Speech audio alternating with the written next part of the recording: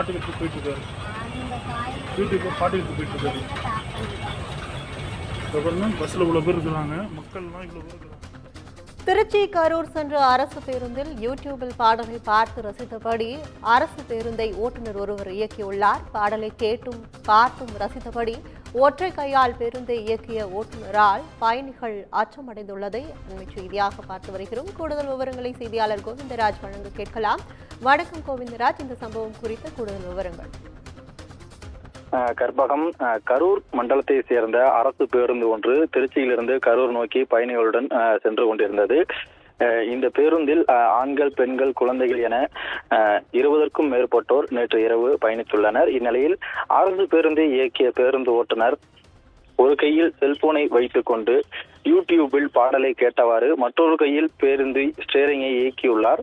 ஒரு கையில் பேருந்தையும் ஒரு கையில் பாடலை கேட்டவாறும் பேருந்து இயக்கப்பட்டதை பார்த்த பயணி ஒருவர் அதிர்ச்சி அடைந்து அவர் பாடல் கேட்டவாறு பேருந்து இயக்கியதை வீடியோவாக பதிவு செய்துள்ளார்.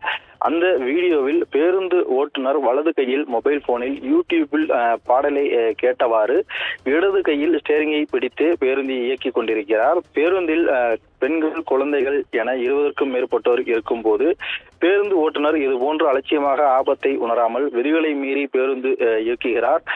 நாங்கள் உயிர் பயத்தில் பேருந்தில் பயணிக்கிறோம் என்று பேசியவாறு பேருந்தில் பயணிக்கும் ஒரு பயணி இந்த வீடியோவை பதிவை சமூக வலைதளங்களில் வெளியிட்டு உள்ளார். இந்த வீடியோ குறித்து தற்போது சமூக வலைதளங்களில் வைரலாகி வருகிறது. மிக தூரமாக செல்லக்கூடிய பேருந்துகள் அவர்களுக்கு என சில இடங்கள் நிறுத்தப்பட்டு அங்கு தேநீர் அருந்துவதும் அவர்கள் பேருந்து ஓட்டுநர்கள் அங்கு நின்று பசியாறுவதும் போன்ற இடங்கள் இருக்கின்றன.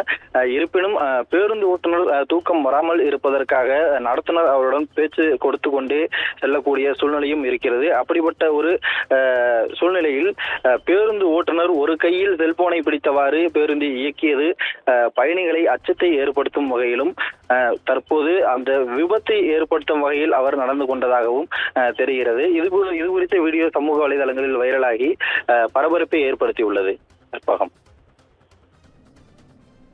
விவரங்களுக்கு நன்றி கோவிந்தராஜ்.